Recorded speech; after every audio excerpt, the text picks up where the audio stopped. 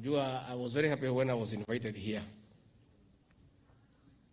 You know, mimi masomo yangu ni kidogo kiasi, iko chini kidogo. Yes. You know, my boss has 3 degrees.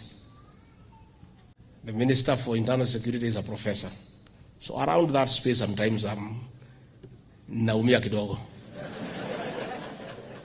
So, you know, in biology you are taught that there are 2 processes. One is called diffusion, another one is called osmosis.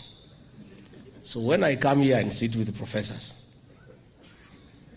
and doctors and learned people like you who are fresh and bubbling with the knowledge, through the process of diffusion, I also get some knowledge. And you can see quite improved on my language. Kizungu inaendelea kuwa safi, si ndio? Unajua ile watu wa magazeti walikuwa wananionea sana.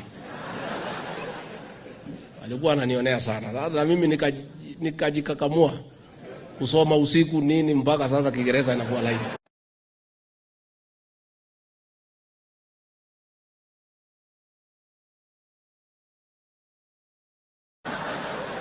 Nikawaachilia Kiingereza ingine. Huyo mama akazama. The next time nilimwona na sufuria kwa kichwa. So, hii kukaa na maprofesa ni kitu mzuri.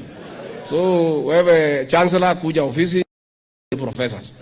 So that tukikaa hapo tukinywa chai tukiongea ile knowledge through diffusion and osmosis ikuje kwangu, and through that discussion I also become a better leader. So simumeambiwa mimi ni mtu ya kusema ukweli. I talk the truth. I say who I am. Mimi sitaki madoido mingi, sitaki maringo. Mimi ni mtu ya chini. Mungu amenisaidia.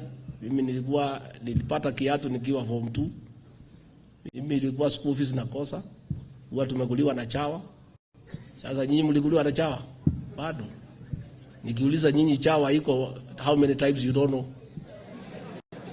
Hao maprofesa wengine wanajua.